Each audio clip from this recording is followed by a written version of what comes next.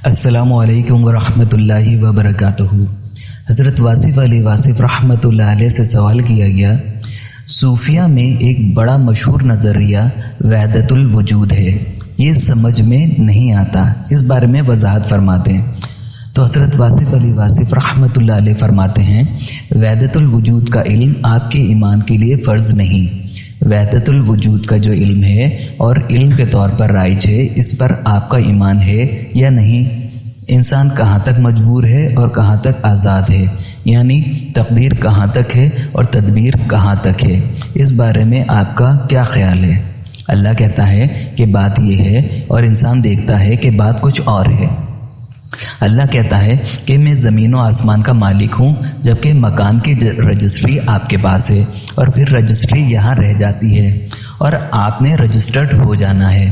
ज़मीन को अपने नाम इंतकाल करवाते करवाते आप इंतकाल कर जाओगे और ज़मीन यहीं रह जाएगी। आप मालिक मकान हो और अल्लाह मलकियत का मालिक है और आपकी ज़िंदगी से ज़्यादा ठहरने वाला है। अब आप खुद सोचो, मालिक बड़ा होगा या मलकियत बड़ी होगी। अल्लाह कहता है कि मैं इस कायनात से पहले भी था और इसके ख़त्म होने के बाद भी रहूँगा। इसके मालिक होने का सबूत ये है कि आपके पैदा होने से पहले भी मौजूद था। जिस अल्लाह की इबादत आपके दादा जान ने की, आपके पोते भी उसी की इबादत करेंगे। अल्लाह की बात समझनी है तो अदब से समझो, फिर बात समझ आएगी, या फिर बेबाक हो के सामने आ जाओ। एक आदमी ने कहा मैं खुदा हूँ, दूसरे ने कहा तुम बेवकूफ़ हो जो अपने आप को खुदा कहते हो। उसने कहा मैं वाकई खुदा हूँ, सारे काम मैंने किए हैं। इसने कहा सबूत दो। कहने लगा इस खुदा ने कौन सा सबूत दिया है। हो सकता है कि तुम आम आदमी की बात ना मानो, लेकिन अल्लाह ताला जो कुछ कह चुका है उसे वो पहले मनवा चुका है। अब इससे आगे की बात करो। याद रखना, तस्लीम अल्लाह की कही हुई बात का नाम है। जिस इल्म को किसी पैगंबर ने अपनी सुन्नत बना लिया, इस पर तनकीद करने से ईमान ख़त्म हो जाएगा। बात सिर्फ ये नहीं है कि वो पैगंबर हैं, बल्कि हमसे हर चीज़ में ज़्यादा हैं। इल्म में ज़्यादा हैं, दानाई में ज़्यादा हैं और मरतब में तो है ही ज़्यादा। जब आपका कोई उस्ताद कह दे कि ये बात है और शागिर्द नई बात कह दे और उस्ताद को समझाने लग जाए, तो आप कहेंगे कि शागिर्द पागल हो गया है। अल्लाह ताला आपकी दरियाफ्त नहीं है, आपकी डिस्कवरी नहीं है। अल्लाह ताला पैगंबर की दरियाफ्त और इसकी ज़िम्मेदारी है। पैगंबर के बारे में, अल्लाह के बारे में, अल्लाह के इरशादात के बारे में जो कुछ बयान आप तक आया, इसमें अल्लाह के हबीब सल्लल्लाहु अलैहि वसल्लम की सनद शामिल है। अगर अल्लाह के हबीब सल्लल्लाहु अलैहि वसल्लम ना फरमाते तो आपको यकीन ना आता कि अल्लाह ने ये किताब भेजी है। ये आप पर भी नाजिल हो सकती थी, मगर आप पर इसलिए नाजिल नहीं हुई कि आप सनद नहीं हैं। हालांकि आप जब पढ़ते हैं तो इस वक्त ये आप पर ही नाजिल होती है, लेकिन आप सनद नहीं। जब आप कुरान की बात किसी और को सुनाते हो तो वो शख्स सोचता है कि ये आदमी मायनी गलत कर गया होगा, अपनी तरफ से ज़ेरो ज़बर लगा गया होगा। कुरान आपके पास आ गया है, महफूज हालत में आ गया है, अल्लाह ताला की तरफ से आ गया है, अल्लाह ताला के बारे में आ गया है। इसमें अल्लाह ताला के अहकामात बयान हो गए, अल्लाह ताला के ख़वास बयान हो गए। इसमें अल्लाह के महबूब सल्लल्लाहु अलैहि वसल्लम की सनद शामिल है। अब अल्लाह के बारे में जो कुछ वाज़े होना था वो पूरी तरह वाज़े हो गया। अब अल्लाह के साथ ज़्यादा बेतकल्लुफ़ी ना दिखाना। अल्लाह ने कहा मैं रिस्क देता हूँ, मानने वाला मानता है कि अल्लाह रिस्क देता है। तहकीक करने वाला जानता है कि रिस्क दफ्तर से मिलता है। महीने की पहली तारीख को तनख्वाह मिलती है। काम करते हैं पैसे मिलते हैं, काम ना करें पैसे नहीं मिलेंगे। अब आपका ईमान कैसे महफूज हो? अल्लाह ने कहा मैं रिस्क देता हूँ, तो ये अल्लाह ही है जो रिस्क दे रहा है। धरती से जो लाए हो अल्लाह दे रहा है, दफ्तर से जो लाए हो अल्लाह दे रहा है। अल्लाह जो भी ज़रिया बना देता वो आप अल्लाह ही है। अल्लाह के बयान के मुताबिक अगर तुम्हें मुशाहिदा हो जाए तो ये तुम्हारी खुशकिस्मती है, और अगर मुशाहिदा ना हो तो भी आपके ईमान में कमी नहीं आनी चाहिए। अल्लाह के होने का सबूत कोई नहीं है। इसका सबूत सिर्फ ये है कि इंसानी ज़िंदगी में सबसे बड़े इंसान صلی اللہ علیہ وآلہ وسلم نے جب کہہ دیا کہ اللہ ہے تو ہم مانتے ہیں کہ اللہ ہے، اس لیے ثبوت دینے والی کوئی بات نہیں۔ بعض لوگوں کو ثبوت ضروری لگتا ہے۔ جو بندہ اللہ کا ثبوت تلاش کرتا ہے کافر ہو کر مرے گا۔ جتنا وقت تو اللہ کو ثابت کرنے میں ضائع کرے گا اتنی دیر میں دوسرا آدمی اللہ کے خلاف ثبوت دے دے گا۔ اللہ کو مان لو اور بے دلیل مان لو۔ ایک بزرگ کی شیطان سے بحث ہو گئی۔ شیطان نے پوچھا تیرا اللہ کہاں ہے؟ بولے اللہ میرے پاس ہے۔ شیطان بولا تیرے پاس تو میں بھی کھڑا ہوں۔ پھر بولے اللہ زندگی دیتا ہے۔ شیطان نے کہا یہ جنازے؟ بولے اللہ صحت دیتا ہے۔ شیطان نے کہا پھر اسپتال کیوں؟ بیماروں سے بھرے پڑے ہیں۔ غرض یہ کہ بزرگ نے جو کچھ کہا کہ اللہ کرتا ہے، شیطان نے ثابت کر دیا کہ اس کے برعکس بھی اللہ کرتا ہے۔ بہت پریشانی کا عالم تھا۔ اب وہ کیسے ثابت کریں؟ لمبی چوڑی دلیلیں پیش کی مگر سب کو شیطان نے توڑ کے رکھ دیا۔ ان بزرگ کے مرشد زندہ تھے۔ اس وقت وہ حاضر ہوئے۔ انہوں نے کہا کہ شیطان سے کہو کہ میں نے خدا کو بے دلیل مانا ہے۔ انہوں نے شیطان سے کہا میں نے اللہ کو دلیل کے بغیر مانا۔ شیطان نے کہا تیرا مرشد کامل تجھے بچا گیا، ورنہ تو اللہ کو دلیل سے ڈھونڈتا ہے اور میں اس کو دلیل سے توڑتا ہوں۔ اس لیے آپ اللہ کو دلیل سے نہ ڈھونڈنا، آپ اس کو ایمان سے ڈھونڈنا۔ ایمان والے کے لیے دلیل کی ضرورت نہیں ہے، ایمان ایمان ہی ہے۔ اس لیے لوگ جو کہتے ہیں انہیں کہنے دو، آپ یہ کہو کہ میں نے وحدت الوجود کو مانا۔ ویسے میں نے اس بارے میں آپ کو روکا تھا۔ اپنی کتاب میں نے ایک جگہ لکھا ہے کہ وحدت الوجود کا علم نہیں ہے، یہ مشاہدہ ہے۔ اگر آپ کو مشاہدہ نہیں مانو گے تو یہ آپ کا علم نہیں بنے گا۔ آپ نے اسے یقین کے ساتھ ماننا ہے، ثبوت کے ساتھ نہیں۔ اب آپ ایمان کے ساتھ کہو کہ میں نے اللہ کو مانا دلیل کے بغیر اور اللہ کے حبیب صلی اللہ علیہ وآلہ وسلم کو مانا دلیل کے بغیر۔ مشاہدہ اس کے بعد آئے گا۔ آپ کا ایمان اب مضبوط ہو گیا۔ ثبوت دینے کی ضرورت کوئی نہیں اور ثبوت دینے کی کوشش بھی نہ کرنا۔ اب یقین میں رہنا۔ وحدت الوجود کو ماننے سے پہلے ایک بات ضروری ہے کہ آپ غیر اللہ کو پہچان لو۔ غیر کسے کہتے ہیں؟ جبکہ کائنات میں اللہ کا غیر کوئی نہیں ہے۔ اللہ نے جس کو اپنا غیر کہہ دیا وہ اللہ کا غیر ہے۔ اللہ جس کو اپنا کہے وہی اللہ کا اپنا ہے، ورنہ وہ کہاں تم کہاں۔ اللہ کے اپنے کام ہیں، چاہے پابندی ہو یا مجبوری ہو۔ خوش قسمت انسان وہ ہے جو اپنے حاصل کیے ہوئے انعامات کو اللہ کا احسان کہے اور اللہ کی دی ہوئی محرومیوں کو اپنی خامی کہے۔ مثلا محرومی قدرت کی طرف سے آ رہی ہے اور اس بات کا صاف پتہ چل رہا ہے، یعنی اچانک کوئی حادثہ ہو جائے یا کوئی واقعہ ہو جائے یا بیٹا پیدا نہیں ہو رہا اور صرف بیٹیاں ہی پیدا ہو رہی ہیں، اس کو اپنی طرف منسوب کرو اور جو آپ نے حاصل کر لیا اپنے حاصل کیے ہوئے انعام کو اللہ کا احسان مانو۔ خوش قسمت انسان وہ ہے جو اس زندگی کو خوبیوں، خامیوں، محرومیوں اور اتفاقات سمیت اسے اللہ کا احسان ثابت کر کے اس دنیا سے کامیابی کے ساتھ نکل جائے۔ خوش قسمت انسان کے لیے محرومیت بھی عطا ہو سکتی ہے، فراوانی بھی، وہ اللہ ہی دیتا ہے۔ ہم غریب لوگ تو اس سے دعا مانگتے رہتے ہیں اور پتہ نہیں ہوتا کہ کیا دعا مانگنی ہے۔ اب آدمی دعا مانگ رہا تھا، پاس سے فرشتہ گزرا، اس نے پوچھا کیا مانگ رہا ہے؟ کہا میں دعا مانگ رہا ہوں۔ اس نے کہا دعا مجھے بتا دے، میں اللہ کو پہنچا دوں گا۔ اس نے ایک ایک کر کے دعائیں گنوانا شروع کر دی۔ جبرائیل علیہ السلام نے کہا کہ میں سمجھ گیا ہوں بات کیا ہے، میں اللہ سے کہہ دوں گا تیرا بندہ کہہ رہا تھا اپنے علاوہ مجھے سب کچھ دے دے، یہ ہے تمہاری دعا، اس کے علاوہ تم کچھ مانگ نہیں سکتے۔ اللہ ہے، اللہ دولت دے گا، اللہ مرتبہ دے گا، لیکن یہ عین ممکن ہے کہ دولت والے کا نام فرعون ہو۔ بات ایمان کی ہے، اگر ایمان ہو تو گھر سے بے گھر ہونے والا شخص پیغمبر بھی ہو سکتا ہے۔ یہ سب اللہ کے کام ہیں۔ آپ یہ نہیں کہہ سکتے کہ کسی کے ساتھ اللہ ناراض ہے اور اس وجہ سے وہ شخص غریب ہے۔ عین ممکن ہے کہ اللہ تعالیٰ امیر کے ساتھ ناراض ہو۔ دولت مندوں کو ہم نے اکثر عذاب میں مبتلا دیکھا ہے۔ یہ نہیں ہو سکتا کہ صرف غریب پر ناراض ہو۔ غریب گلہ کرے تو عین ممکن ہے کہ اس کی غریبی کافر ہو جائے۔ بات اب واضح ہے، نہ غریبی کوئی شے ہے اور نہ امیری کوئی شے ہے۔ اگر ایمان قائم ہو تو غریبی بھی اچھی چیز ہے اور امیری بھی اچھی چیز ہے۔ اگر ایمان قائم نہ ہو تو غریبی بھی عذاب ہے اور امیری بھی عذاب ہے۔ مقصد یہ ہے کہ آپ نے یہ دیکھنا ہے کہ آپ نے اپنی زندگی میں ایمان کو کس طرح لاگو کیا ہے۔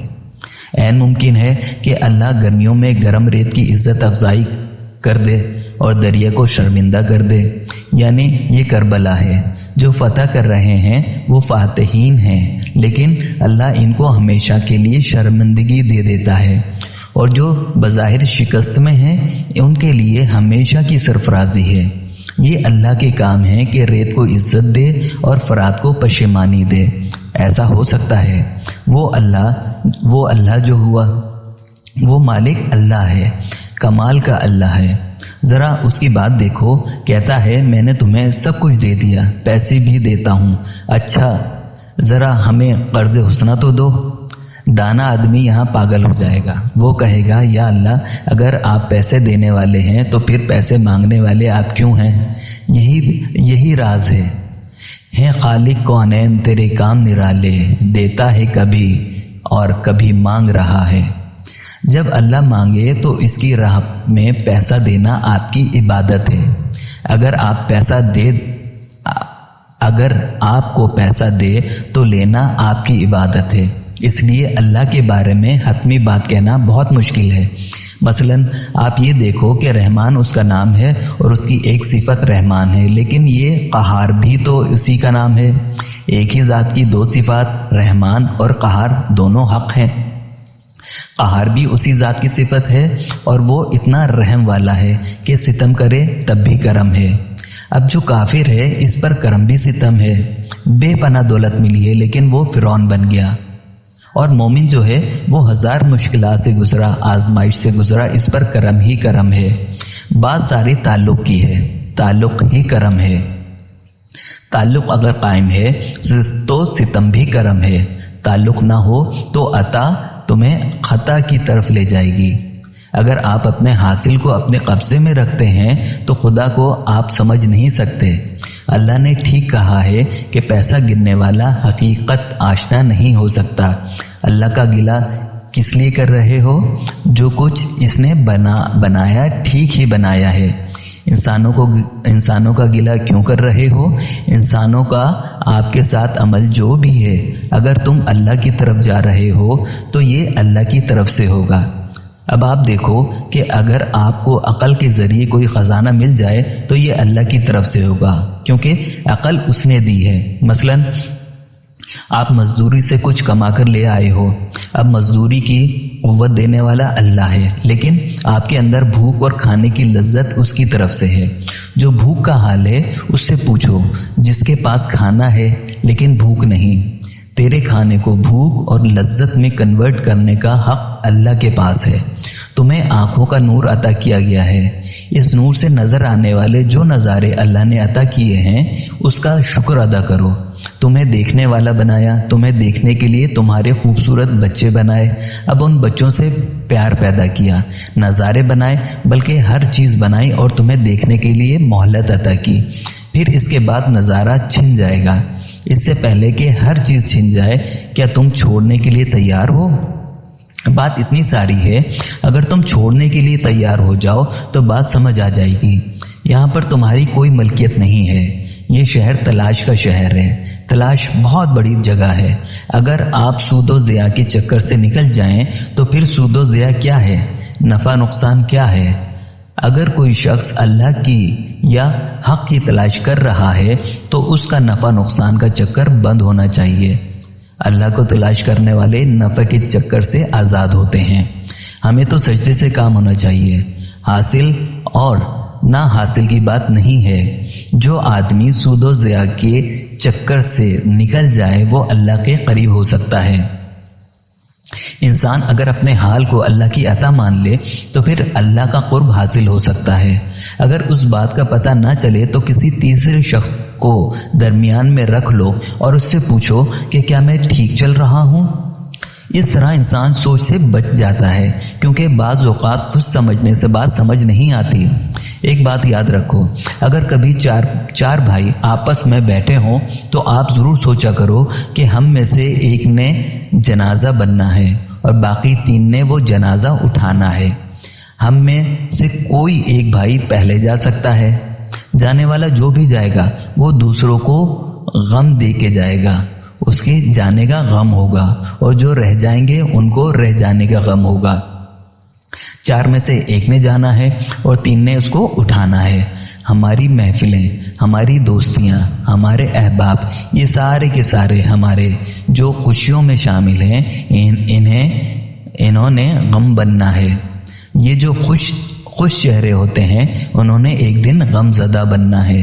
یہ سب چہرے غم زدہ ہوں گے، پھر وہ کہیں گے یا اللہ یہ کیا ہو گیا؟ جو ہونا ہے وہ ضرور ہونا ہے۔